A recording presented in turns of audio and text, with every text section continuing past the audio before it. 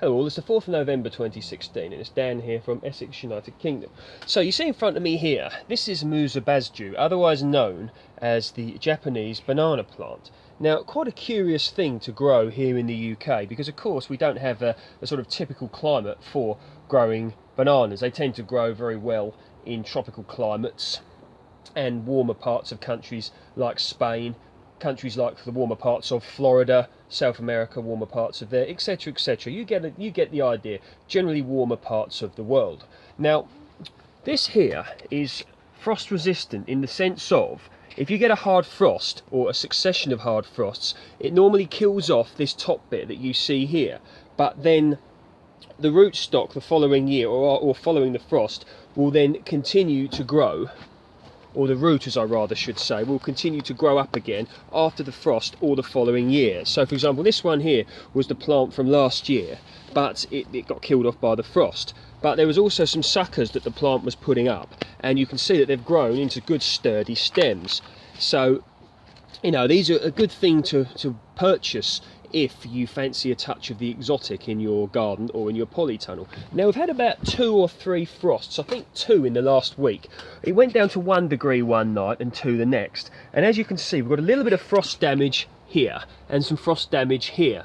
Now, of course, we're going to get a lot more frosts and the top of this banana tree will get killed off, you know, well and truly.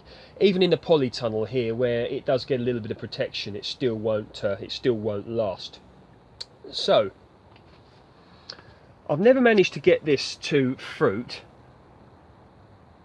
I can't say I've tried particularly hard to get it to fruit, but I've been reading reports on the internet that if this particular banana plant does fruit, then you will end up with, you know, fruit that's not particularly nice to eat. So, you know, if you want to get a banana plant you want to eat, you know, you probably have to get a different variety which you will then have to, you know, protect it, etc, etc, take it in the winter or wrap it or something like that. I mean, there was I think it was last year, someone in Essex in a place called Ardleigh did manage to get bananas in their garden. So look it up, just put in on the internet Ardleigh bananas grown in garden, Ardleigh, and you will see the report. So that's worth looking at and a bit inspirational.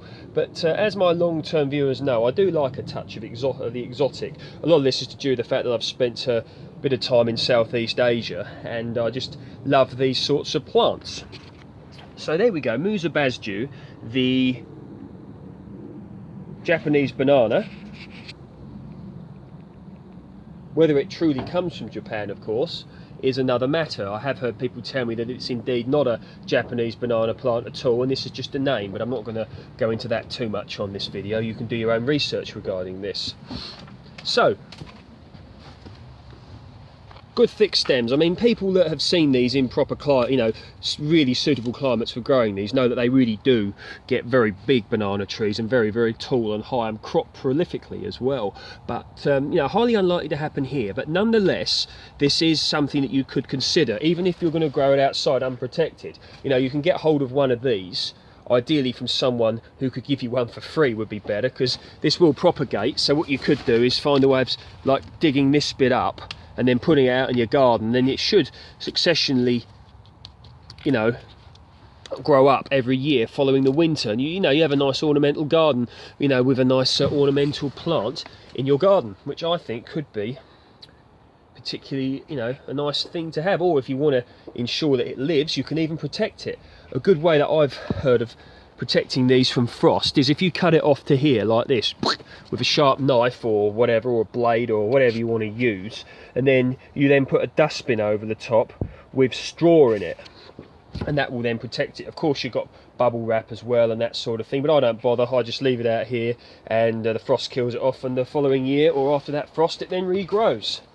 So yeah, I've got a few little bits and bobs I'm doing here in the polytunnel. Now you can see I've still got some bitter melons here, but what I'm doing is I'm saving these for the seeds to grow again next year, because I've found out, just turn the camera, you know, my long-term viewers know I've had a lot of success with growing bitter melons, and although they are an acquired taste, they certainly are worth growing in this country because they do grow well. So I want to be able to grow them on, you know, next year as well. So the whole polytunnel looking like you'd expect it to this time of year, peach tree, dormant, etc, etc. And you fancy a touch of the exotic, Musa Basjoo could be the thing for you, otherwise known as Japanese banana. Enjoy, take care, speak soon.